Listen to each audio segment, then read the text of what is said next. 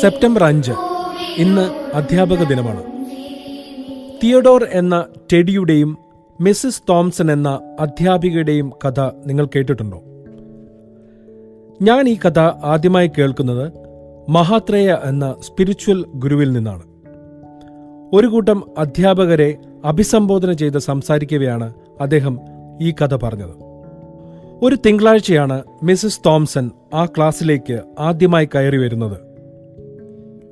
ക്ലാസ്സിലെ കുട്ടികളോട് love you all എന്ന് പറഞ്ഞ് അഭിസംബോധന ചെയ്യുന്ന ഒരു ശീലം അവർക്കുണ്ടായിരുന്നു.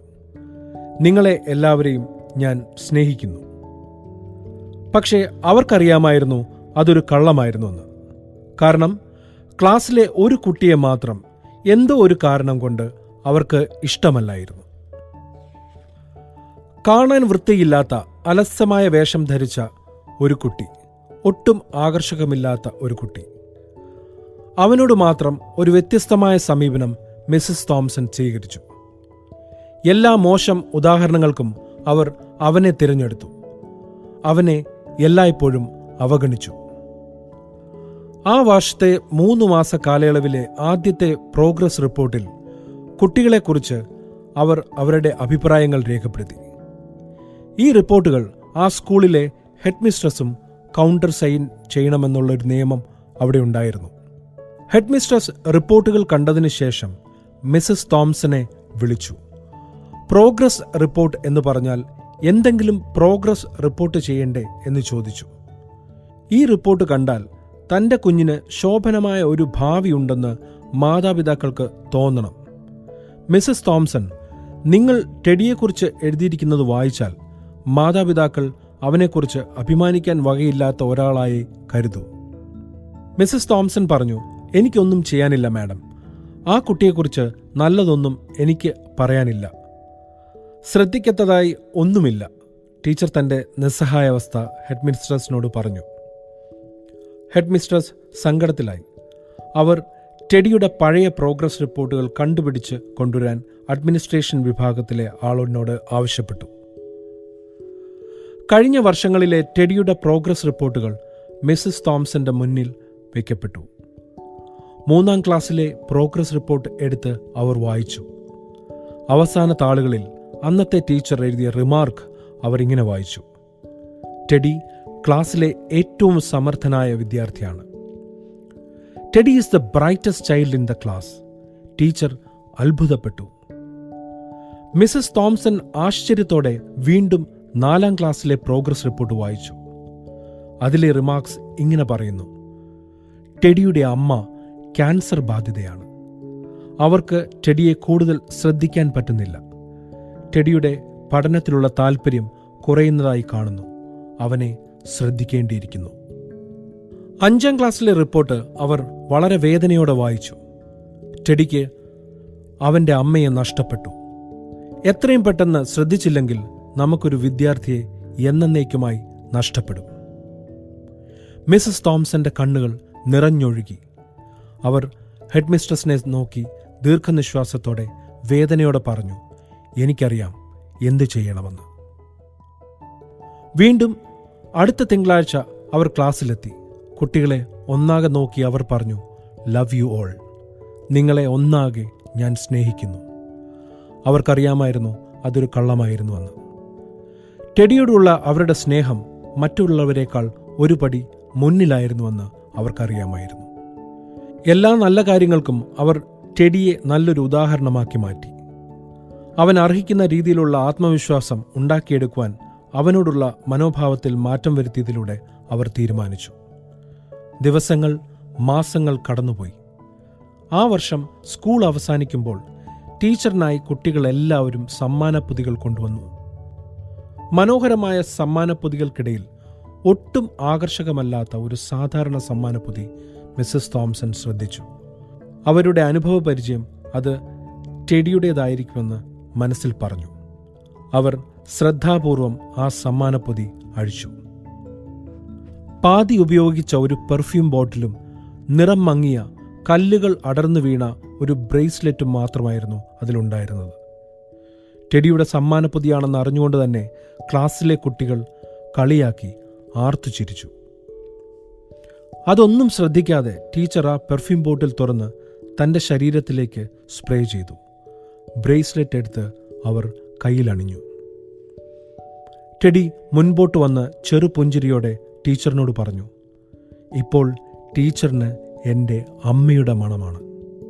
അമ്മ മരിക്കുന്നതിനു മുമ്പ് അവസാനമായി ഉപയോഗിച്ച പെർഫ്യൂമാണിത്. അവരുടെ കയ്യിൽ നിന്ന് ശവമഞ്ചത്തിലേക്ക് എടുക്കുന്നതിന് മുമ്പ് ഊരി മാറ്റിയതാണ് ഈ ബ്രേസ്ലെറ്റ്. അത് പറയുമ്പോൾ അവൻ്റെ കണ്ണുകൾ നനഞ്ഞു. ആ വർഷാവസാനം ടീച്ചറിൻ്റെ മേശപ്പുറത്ത് ഒരു കത്ത് കിടന്നു. അതിൽ ഇങ്ങനെ എഴുതിയിരുന്നു: I have seen few more teachers, still you are the best teacher. എല്ലാ സ്കൂൾ വർഷാവസാനങ്ങളിലും ടീച്ചറിന് കിട്ടിയ കത്തുകളിൽ ഇത് ആവർത്തിച്ചുകൊണ്ടിരുന്നു. I have seen few more teachers, but you are the best teacher I have ever seen in my life, Teddy. വർഷങ്ങൾ പോയിക്കൊണ്ടിരുന്നു. അവർ തമ്മിലുള്ള ബന്ധം മുറിഞ്ഞു. ഒരുപാട് വർഷങ്ങൾ കഴിഞ്ഞ് മിസ്സസ് തോംസനെ തേടിപ്പിടിച്ച് ഒരാളെത്തി. അധ്യാപക വൃത്തിയിൽ നിന്ന് വിരമിച്ച് വിശ്രമ ജീവിതം നയിക്കുന്ന അവർക്ക് ഒരു കത്ത് കൈമാറി. അതിൽ ഡോക്ടർ തിയഡോർ PhD എന്ന ആൾ ആണ് എഴുതിയിരുന്നത്. ടെഡി ഇതിനോടകം തൻ്റെ PhD നേടിയിരിക്കുന്നു. ആ കത്തിൽ ഇങ്ങനെ എഴുതിയിരുന്നു: I have seen many more people in my life. ഇത് നിങ്ങളുടെ ടെഡിയാണ്. But you are the best person I have ever met.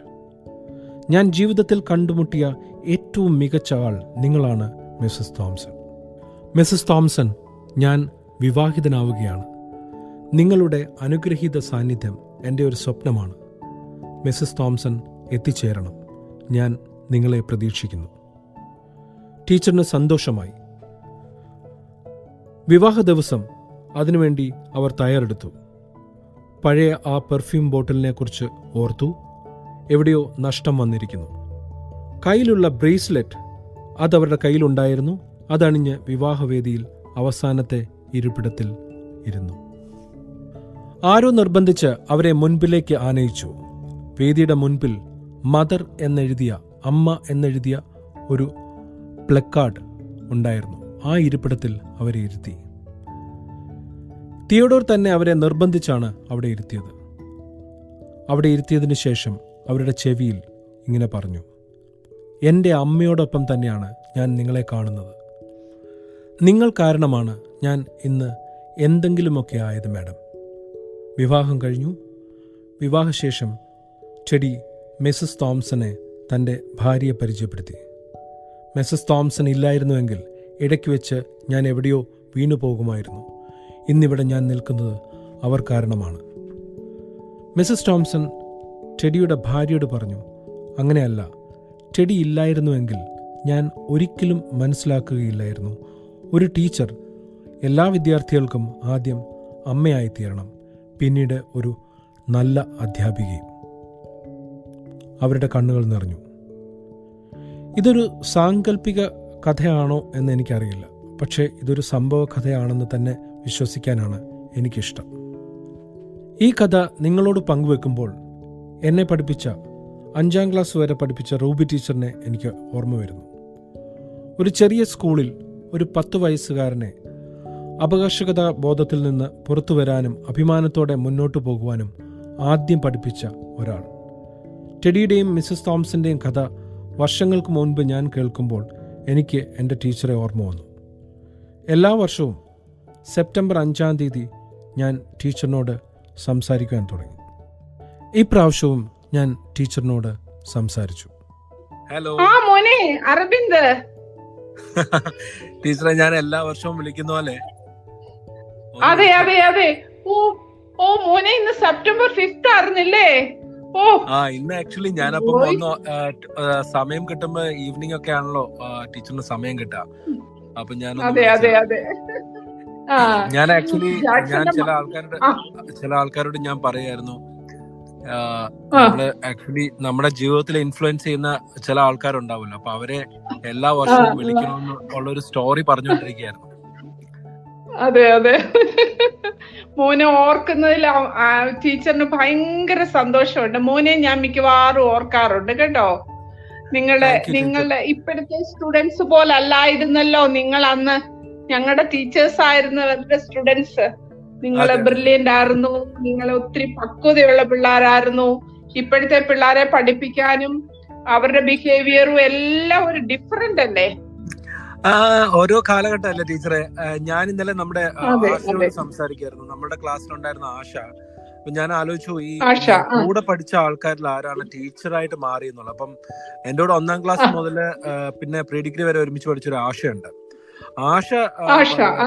ആശ ഞങ്ങൾ ഇന്നലെ ഒരുപാട് നേരം സംസാരിച്ചു. അപ്പം ടീച്ചറിനെ കുറിച്ച് പറഞ്ഞു. നമ്മളുടെ സ്കൂളിലുണ്ടായിരുന്ന എല്ലാ ടീച്ചേഴ്സിനെയും ഇപ്പോഴും ഓർക്കുകയും അതിനെ കുറിച്ചൊക്കെ ഞങ്ങൾ ഒന്ന് ഓർത്തു. ഭയങ്കര രസമായിരുന്നു സംസാരിച്ചപ്പം. ടീച്ചറിന് ഞാൻ ഈ ചെയ്യുന്ന ഒരു പോഡ്കാസ്റ്റ് ആണ്. അതായത് ബേസിക്കലി നമ്മൾ കുറച്ച് ഓഡിയൻസിനോട് ലിസണേഴ്സിനോട് സംസാരിക്കുകയും എല്ലാ ടോപ്പിക് ഓരോ ദിവസം ഓരോ ടോപ്പിക്കിനെ കുറിച്ച് സംസാരിക്കുന്നത്.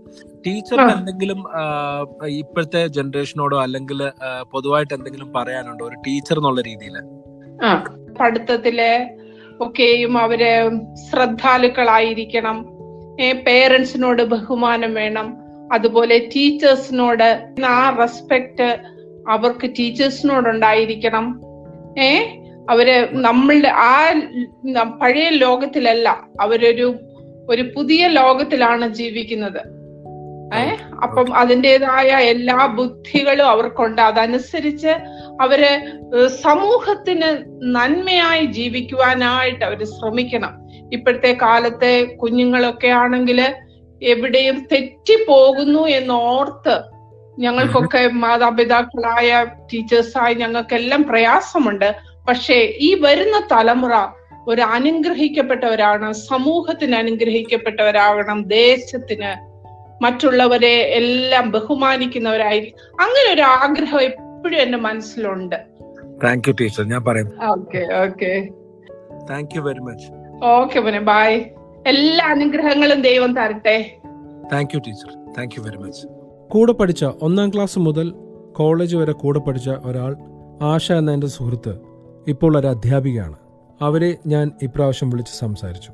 അവർക്ക് എന്താണ് ഈ അധ്യാപക ദിനത്തിൽ പറയാനുള്ളതെന്ന് ഞാൻ ചോദിച്ചു. നമ്മൾ പഠിച്ച സമയത്ത് നമുക്ക് നമ്മുടെ ടീച്ചേഴ്സിനോട് ഭയങ്കര റെസ്പെക്റ്റ് ആയിരുന്നു. ടീച്ചേഴ്സ് നമ്മളെ വന്ന് തൊടുക അല്ലെങ്കിൽ നമ്മളോട് അടുത്ത് നിന്ന് സംസാരിക്കുകയൊക്കെ നമുക്ക് ഭയങ്കര കാര്യമാണ്. ടീച്ചേഴ്സ് അടുത്തൂടെ പോകുമ്പോൾ നമ്മൾ സാരിയിലൊക്കെ ഇങ്ങനെ തൊട്ട് നോക്കുന്നതൊക്കെ ഭയങ്കര കാര്യമാണ്. പക്ഷേ ഇപ്പോഴത്തെ കുഞ്ഞുങ്ങൾ അങ്ങനെയല്ല. ഇപ്പോഴത്തെ കുഞ്ഞുങ്ങൾ ഒരു സാരി ഇഷ്ടപ്പെട്ടാൽ ആ ടീച്ചറെ കൊള്ളാലോ സാരി പുതിയതാണോ എന്നൊക്കെ ചോദിക്കും. അവർക്ക് ആ ഒരു ഡിസ്റ്റൻസ് കീപ്പ് ചെയ്യാൻ അറിഞ്ഞുകൂടാ. കാരണം നമ്മൾ വളർന്നൊരു കാലമല്ല. ഇപ്പോഴത്തെ ടെക്നോളജിയൊക്കെ ഭയങ്കര അഡ്വാൻസ്ഡ് ആണ്. കുട്ടികൾ ഭയങ്കര അഡ്വാൻസ്ഡാണ്. നമ്മൾ വളർന്നത് മിക്കവാറും എല്ലാവരും വില്ലേജിലായിരിക്കും. നമ്മുടെ പേരൻസുമായിട്ടും നമുക്ക് അത്ര അടുപ്പമില്ല. ഇപ്പോഴത്തെ കുഞ്ഞുങ്ങൾ അങ്ങനെയല്ല. അവരുടെ പേരൻസുമായിട്ട് അവർ ഭയങ്കര ഫ്രണ്ട്ലിയാണ്. അപ്പോൾ ആ ഒരു രീതിയിൽ നമ്മൾ നിന്നാലേ അവർ നമ്മളോടും അടുപ്പം കാണിക്കത്തുള്ളൂ. പണ്ടൊക്കെ നമ്മൾ സ്കൂളിൽ പോകുമ്പം സ്കൂൾ ഡേയ്സ് കഴിഞ്ഞിട്ട് നമ്മൾ പഠിച്ച പഴയ സ്കൂളിലൊക്കെ പോകുമ്പോൾ നമ്മൾ ഭയങ്കര ഭയഭക്തി ബഹുമാനത്തോടെയൊക്കെയാണ് പോകുന്നത്. ഇപ്പോഴത്തെ കുഞ്ഞുങ്ങൾ എനിക്ക് തോന്നുന്നു ഞങ്ങളുടെ സ്കൂൾ ഗേൾസ് സ്കൂളാണ്. സന്തോഷത്തോടെ ചിലപ്പോൾ കുട്ടികൾ വരുന്നത്. അവർ പുറകെ കൂടെ വന്ന് നമ്മളെ കെട്ടിപ്പിടിക്കുകയും നമ്മൾ ഉമ്മ വെക്കുകയൊക്കെ ചെയ്യും. നമുക്ക് നമ്മുടെ ടീച്ചേഴ്സിനെ തൊടുക എന്നൊക്കെ പറഞ്ഞാൽ ഭയങ്കര കാര്യമായിരുന്നു പണ്ടൊക്കെ. അങ്ങനെ ഒരു ചേഞ്ച് ഉണ്ട് ഇപ്പോൾ. അങ്ങനെ നിന്നാലേ നമുക്ക് ഇവരെ വിൻ ചെയ്യാനും പറ്റത്തുള്ളൂ. നമുക്ക് ഈ ഇപ്പോഴത്തെ പിള്ളേരെ നമുക്കൊന്ന് കയ്യിലെടുക്കണമെങ്കിൽ നമ്മൾ പഴയ പോലെ സ്റ്റേണായിട്ട് നിൽക്കാൻ പറ്റത്തില്ല. കാരണം നമ്മുടെ പേരൻസ് നമ്മളോട് സ്റ്റേണായിരുന്നു, നമ്മുടെ ടീച്ചേഴ്സ് നമ്മളോട് സ്റ്റേണായിരുന്നു. ഇപ്പം അങ്ങനെയല്ല. പേരൻസ് കുറച്ചുകൂടെ ഫ്രണ്ട്ലിയാണ്. അപ്പോൾ ടീച്ചേഴ്സും കുറച്ചുകൂടെ ഫ്രണ്ട്ലി ആയാലേ പറ്റത്തുള്ളൂ. അല്ലെങ്കിൽ കുഞ്ഞുങ്ങൾ നമ്മുടെ കയ്യിൽ നിൽക്കാതെ വരും. അതിൻ്റെ ഒരു നാക്ക് വേണം. എവിടെ അത് നിർത്തണം എന്നുള്ളൊരു നാക്ക്. അത് ഇത്തിരി എക്സ്പീരിയൻസ് ആയി വരുമ്പം നമുക്ക് കിട്ടും. എനിക്കിപ്പോൾ 16 വർഷമായി ഞാൻ ടീച്ചിങ് തുടങ്ങിയിട്ട്. 16 വർഷം കഴിഞ്ഞു. അന്ന് പഠിപ്പിച്ച കുട്ടികൾ വരെ ഇപ്പോഴും വിളിക്കാറുണ്ട്. അവരവരുടെ കാര്യങ്ങൾ ഷെയർ ചെയ്യാറുണ്ട്. കുഞ്ഞുങ്ങളുണ്ടാവുമ്പോഴും കല്യാണം കഴിക്കുമ്പോഴും ഒക്കെ അവരറിയിക്കും. ആദ്യമായിട്ട് വോട്ട് ചെയ്തപ്പോൾ വിളിച്ച് പറഞ്ഞ കുഞ്ഞുങ്ങളുണ്ട്. അവർ നമ്മളായിട്ട് അത്ര അടുപ്പം കാണിക്കുന്നുണ്ട്. പക്ഷേ നമ്മൾ പഴയ രീതിയിലോ ഞങ്ങളുടെ ടീച്ചറിനോട് ഇങ്ങനെ ആയിരുന്നല്ലോ എന്ന് വിചാരിച്ച് നമ്മൾ നിൽക്കാൻ തുടങ്ങിയാൽ അങ്ങനെ നിൽക്കാൻ ഇപ്പോഴത്തെ കുഞ്ഞുങ്ങളെ കിട്ടത്തില്ല. അവർ ആ രീതി അല്ല അവരുടേത്. അവർ വളരുന്ന രീതി അങ്ങനെയല്ല. നമ്മൾ വളർന്ന രീതിയിലല്ല അവർ വളരുന്നത്. അപ്പം അവരെ ട്രീറ്റ് ചെയ്യുന്നതും വേറെ ഒരു രീതിയിൽ. അല്ലാതെ വലിയ ചേഞ്ചൊന്നുമില്ല. പിള്ളേർ മാറിയിട്ടൊന്നുമില്ല. അവരും ലവബിളാണ്. അവർ നല്ല കുഞ്ഞുങ്ങളൊക്കെ തന്നെയാണ്. പക്ഷെ ഇതാണ് കാര്യം, അവരെ ട്രീറ്റ് ചെയ്യുന്ന കുറച്ചൊരു വ്യത്യാസം ഉണ്ട് രീതിയിൽ. കാലഘട്ടം മാറി, പക്ഷേ കുട്ടികളും മാറി. പക്ഷെ ടീച്ചേഴ്സ് പഴയ പോലെ തന്നെയാണ്. കുട്ടികൾക്കനുസരിച്ച് എങ്ങനെ മാറണമെന്ന് അവർ പഠിച്ചുകൊണ്ടിരിക്കുന്നു. അതാണ് ആശ പറഞ്ഞത്. അധ്യാപകർ ഓരോ കാലത്തിനനുസരിച്ച് മാറിക്കൊണ്ടേയിരിക്കുന്നു. പക്ഷേ ഇപ്പോഴും കുട്ടികളെ അവരെങ്ങനെ സ്നേഹത്തോടെ കൈകാര്യം ചെയ്യണമെന്ന് പഠിപ്പിക്കുന്നു, പറഞ്ഞു തരുന്നു.